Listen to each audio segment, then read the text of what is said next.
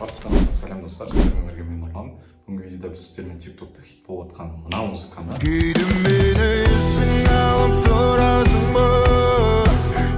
укулеледе үйренетін боламыз.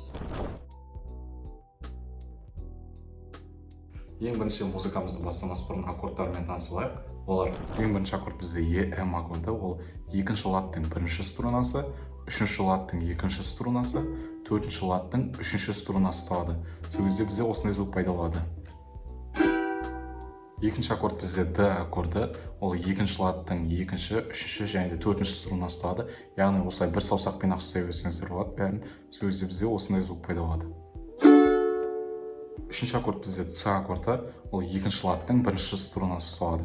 Сол кезде бізде осындай звук пайда болады. Төртінші аккорд бізде АМ аккорды, ол екінші ладтың төртінші струнасы тұрады. Сол кезде бізде осындай звук пайда болады. Және ең соңғы аккорд бізде Б7 аккорды, ол екінші лад полный ұсталған бойда үшінші ладтың үшінші струнасы тұрады. Сол кезде бізде осылай полный қысып тұрамыз және де үшінші ладтың үшінші струнасын ұстайтын боламыз. Сол кезде бізде осындай звук пайда болады. Ал енді келесі кезекте бізде қағысы, яғни бой, бізде ол былай болады. Төмен, төмен, жоғары, жоғары, төмен, төмен, төмен, жоғары.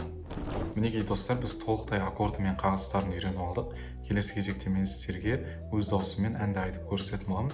Ендеше кеттік. Кейде мені есіңе алып тұрасың ба, шерулердің көріп қалам арасында, өзге уақыттың жайқалған гүлі болсаң, есіңе алып тұршы мені анда-санда. Мінекей достар, көріп тұрғандарыңыздай музыка ондай қатты қиындық тудырмайды. Ал осы видеоны аса лайктарыңызды басып, менің арнама тіркеліп, және комментарияға тағы қандай музыка айтқанын қалайсыздар, соны жазып кетіңіздер.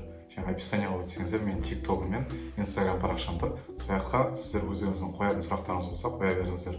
Ал достар, қош, сау болыңыздар.